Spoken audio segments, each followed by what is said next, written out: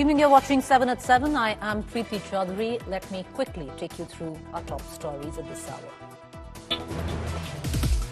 CBI probe into Kolkata rape murder horror intensifies. Former Rajikar principal quizzed for 4 days now. CBI to seek his lie detector test next, citing inconsistent statements.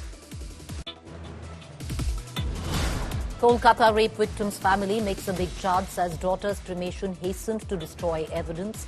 India Today tracks down crematorium staff, claims cops made him hurry it up. जो cremation घाट का बारे में बोलता है, श्मशान घाट के बारे में, उधर 3 बॉडी पड़ा हुआ था, लेकिन उसका पहले ही हमारा लड़की का बॉडी जला दिया गया. BJP versus Mamata fight hots up. TMC levels toolkit charge against BJP, calls it bid to topple government. BJP claims cover-up bid by Bengal Chief Minister Mamata Banerjee. Relief of Siddaramaiah in land scam probe. High Court halts action against the Chief Minister until next hearing on August 29. Congress urges President to ask Governor to withdraw his prosecution order. Prime Minister Modi to visit war-torn Ukraine on the 23rd of August. This will be the first time that an Indian Prime Minister will visit Ukraine in 30 years. Big buzz in poll-bound Jharkhand. Former Chief Minister Champai Soren claims he was stripped of power by Hemant Soren. Jitin Ram Majhi welcomes Champai Soren to NDA.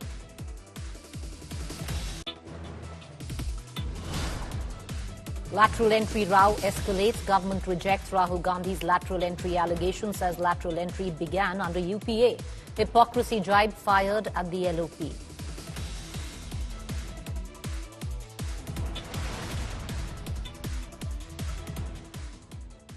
All right, viewers. So at a time when the protests rage on the streets of Kolkata, the Kolkata police is under fire for summoning those who raised their voice for justice, who sought accountability. There are a number of prominent citizens in West Bengal, especially the city of Kolkata, that were summoned by the Kolkata police for what the police deems as spreading misinformation. One of them was Dr. Kunal Sarkar. The man leading the protest from the doctor's side was summoned by the cops today. The West Bengal police has accused Sarkar of compromising the victim's identity and spreading misinformation on the Kolkata rape and murder case. Earlier today, doctors led a march to the police headquarters over the summons. The medical fraternity has slammed the cops for levelling baseless allegations, calling it an attempt to gag whistleblowers or those raising their voice against a compromised system. Now, the doctors have vowed to fight till justice is delivered. Meanwhile, you've had the TMC that is urging the doctors to get back to work. But in midst of it, the spotlight now on the Kolkata police, because they are taking legal actions on some who have spoken up on social media and others, some of them very prominent citizens of Kolkata who sought accountability. Some of them took to social media to post videos of outrage, and at the back of those videos, the Kolkata police has summoned them.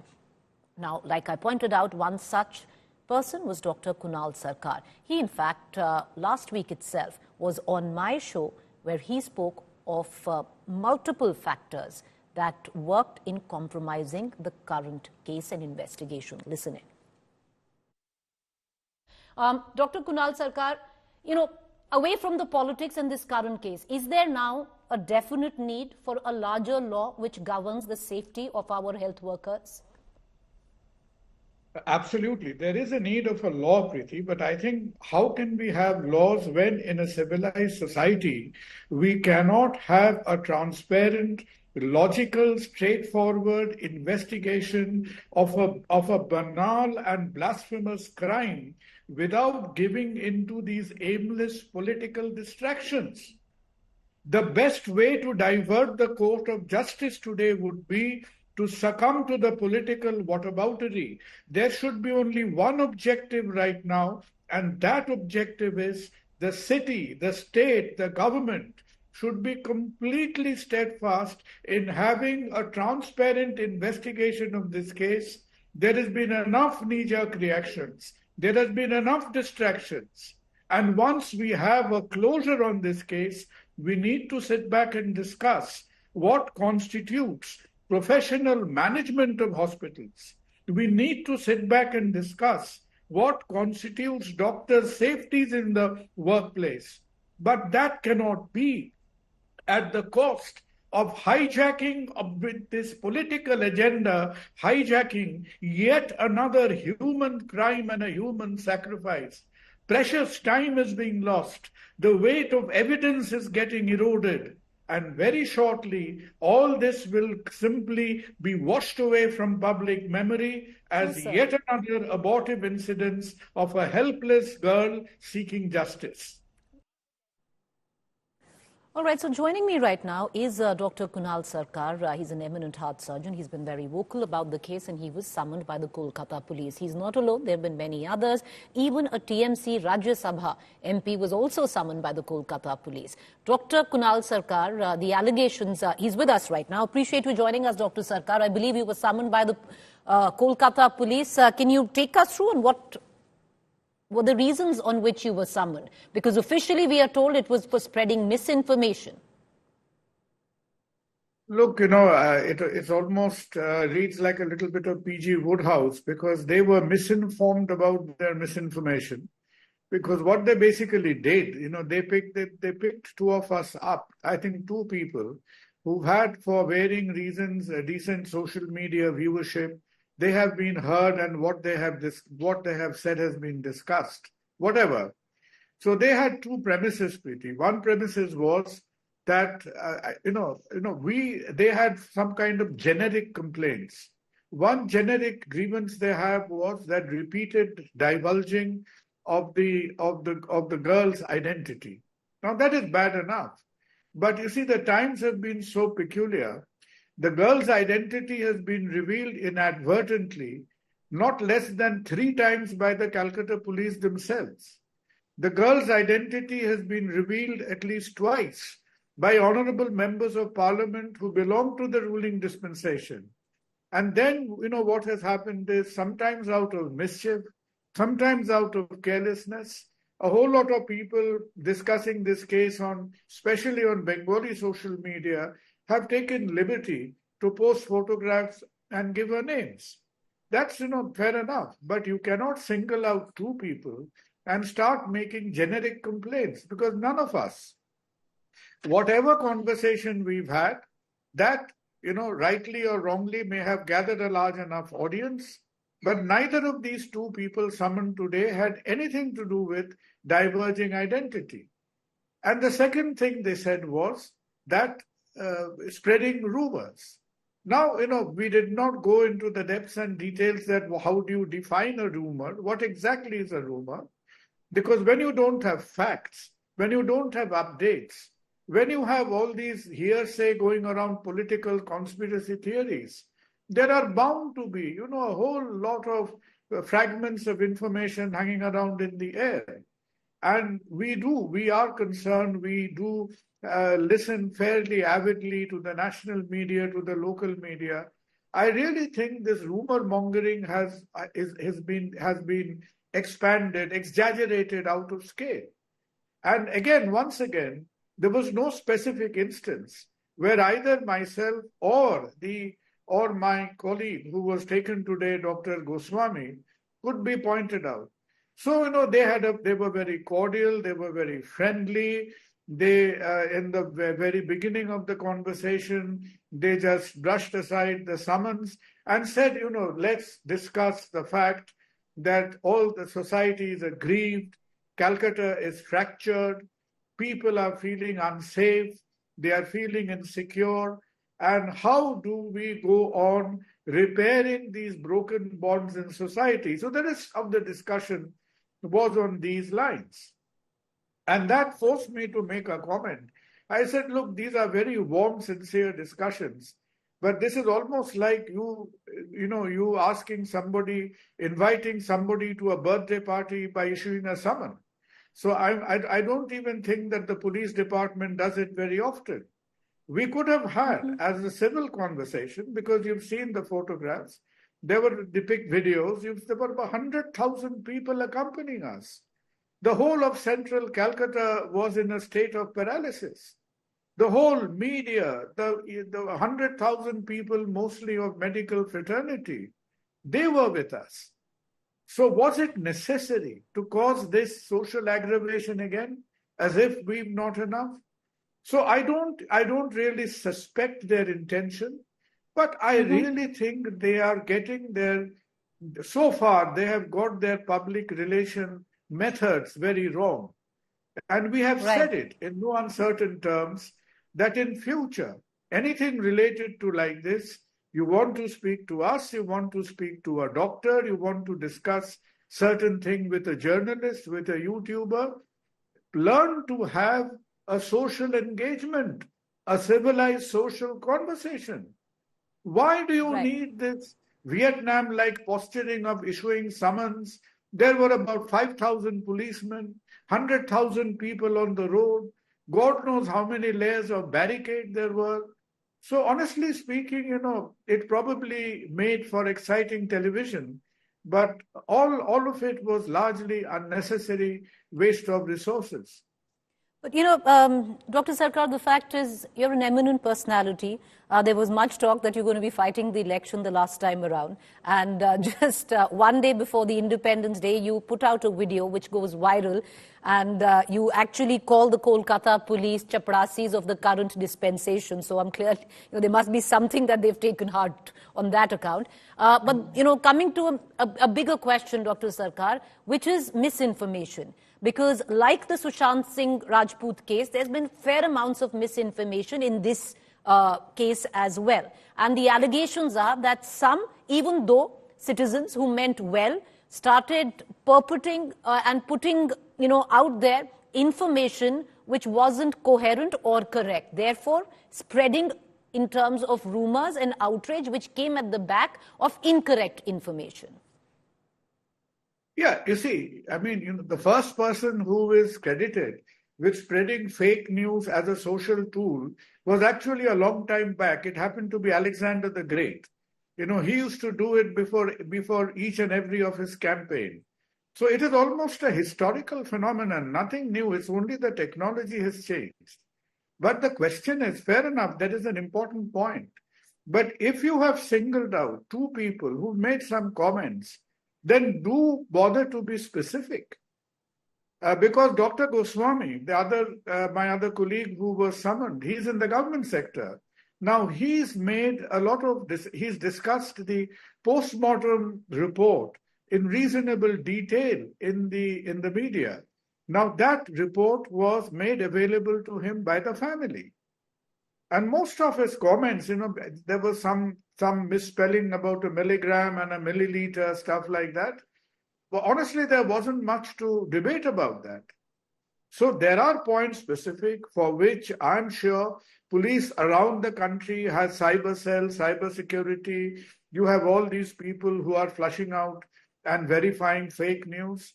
It's not something which is very unusual today.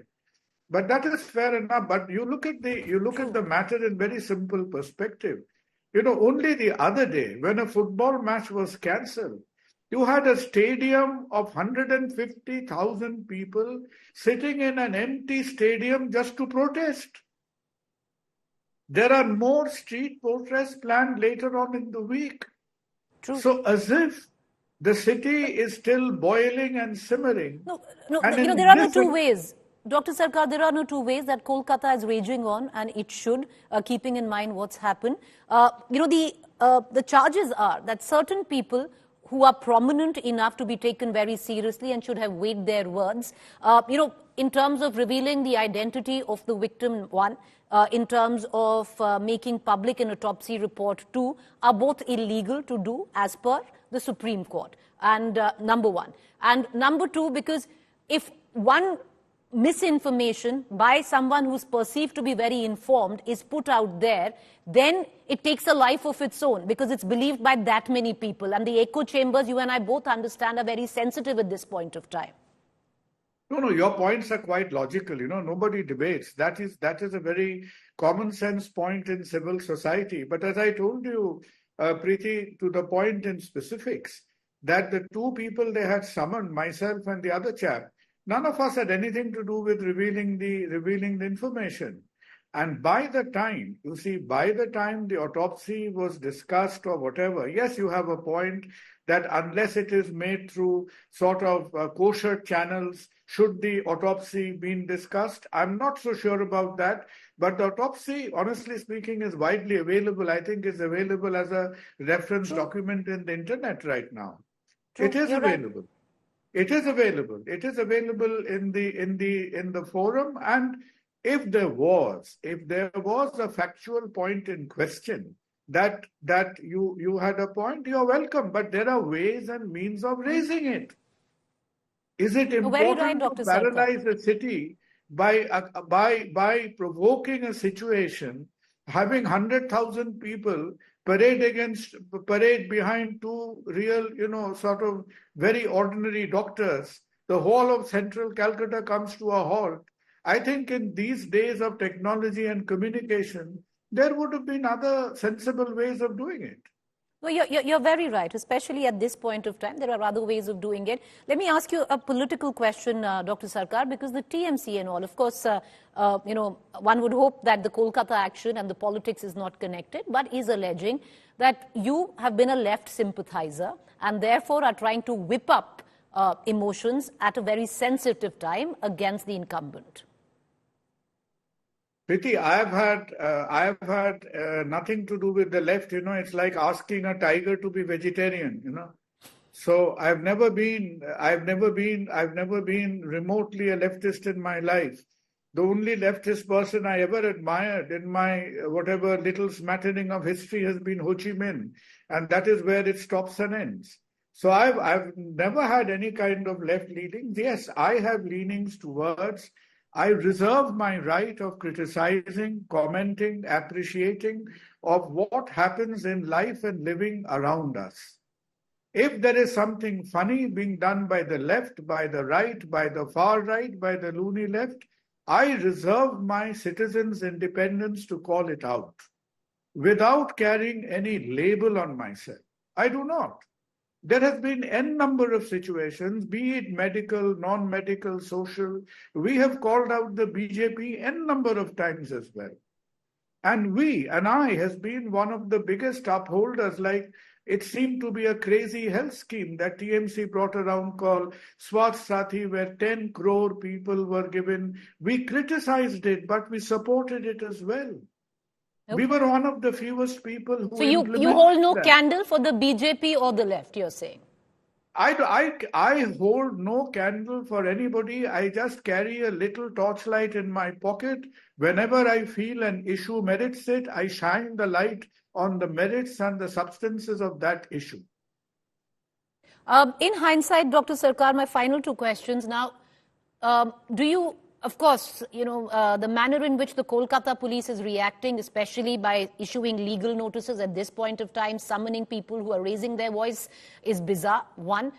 Number two, do you think the Mamata Banerjee government now realizes that this is organic and they really, especially Mamata Banerjee, needs to understand that if she needs to keep what has been her biggest vote bank, women, constant, she needs to actually address the situation? Do you think the message has hit home?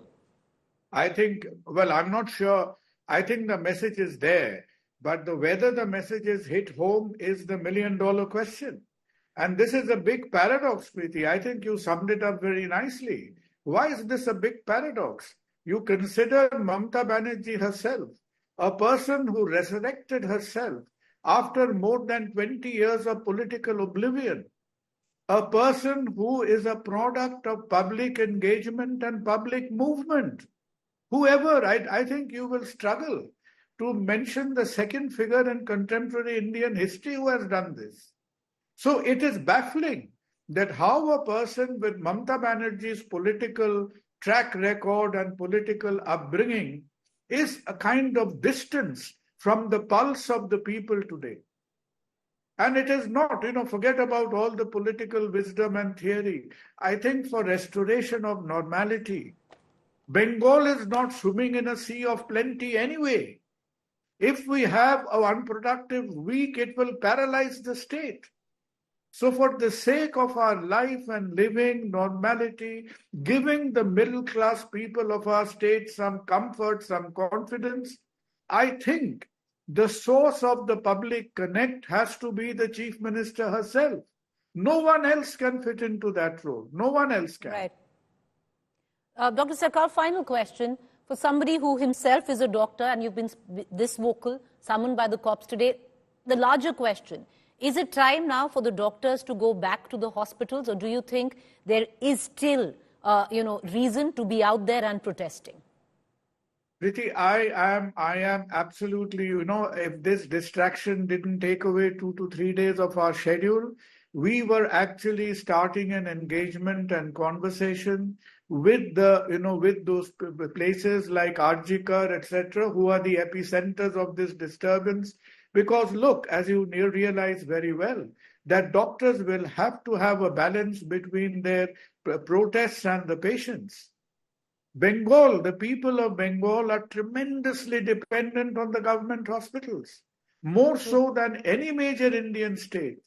So yes, we will carry our grief, we will carry our dissatisfaction, but the time was ripe, absolutely there, that we will have to balance our protest, our grief, at the same time. I wasn't absolutely happy with IMA shutting the outdoor, the entire countrywide outdoor. I still think that was a bit of a knee-jerk response. But it was announced, fair enough. Sometimes solidarity comes at the expense of intelligence. So we went through with it. But you could not be more correct. That time has come for us to address the people who are coming to the hospitals, being greatly inconvenienced. And we doctors have to balance these two factors, without a doubt. We have to. It will be painful. We will have our own grievances. But such is our life and such is our responsibility. It has to be done. And that is where the bridge building would have started, without giving into these tamashas and these distractions. Dr. Sarkar, appreciate you joining us and taking up the time, sir. Thank you there. So that was Dr. Thank you so Sarkar. much. He was. Be well. Thank you, sir. He was summoned by the Kolkata police for what the Kolkata police alleges misinformation. Not just him, there have been other doctors as well. There have been people on social media. There have even been a TMC Rajya Sabha member who has been summoned. Misplaced priorities? Many would think yes. But let's get you up to speed with the latest coming in from West Bengal as the fight for justice for this young 31-year-old slain doctor, raped and murdered, rages on is the city of Kolkata. In anger, India Today now has accessed the victim's postmortem report. Horrific revelations come to the fore. Report states there were more than 14 injuries on her body. There were injuries on her head, her vagina, cheeks, lips, jaw, neck, ankle, knee. Amidst this, the parents also are now alleging that her body was cremated in a hurry. Over 14 injury marks on her body. Injuries on her vagina, head, neck and lips. Forceful insertion in the vagina. White, thick, viscous liquid inside vagina. And hemorrhage in the lungs. Parents allege Abhaya's body was cremated in a hurry to destroy evidence. क्रिमिनेशन घाट का बारे में बोलता है, श्मशान घाट के बारे में. उधर 3 बॉडी पड़ा हुआ था, लेकिन उसका पहले ही हमारा लड़की का बॉडी जला दिया गया. The doctor who was raped and murdered at Kolkata's RG Kaur Hospital sustained extensive injuries before her death. These are the gut-wrenching revelations in the postmortem report accessed by India Today.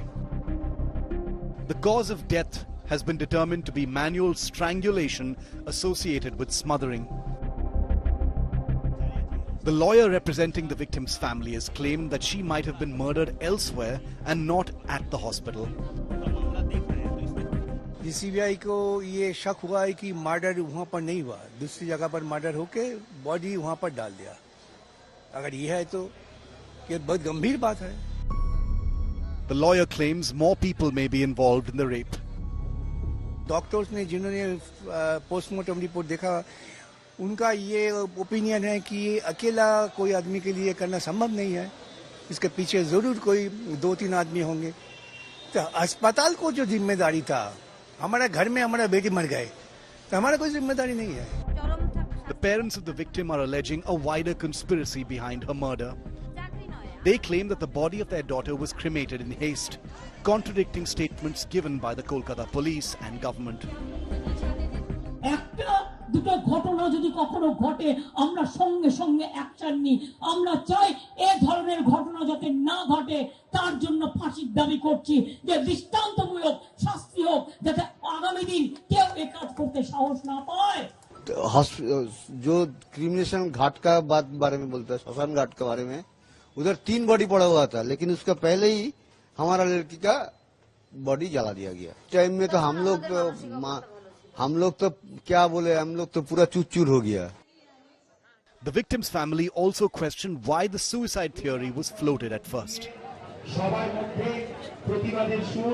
আবার phone করলাম, তখন উনি বললেন আপনারা কি আসছেন? আমি মানে উনি কে ছিলেন? আমি অ্যাসিস্ট্যান্ট সুপার বলছি, আপনার মেয়ে সুইসাইড করেছে। Why this impression is being created that UD case necessarily means it is a case of suicide? It is not true. Please, the entire population is being made to understand that UD case means suicide. We wanted to make it a case of suicide. It is not true. The CBI, which has taken over the probe, is ascertaining if there is a bigger conspiracy behind the rape and murder.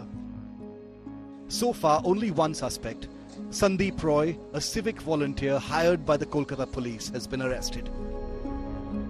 With Indrajit Kundu and Anupam Mishra in Kolkata, Bureau Report, India Today.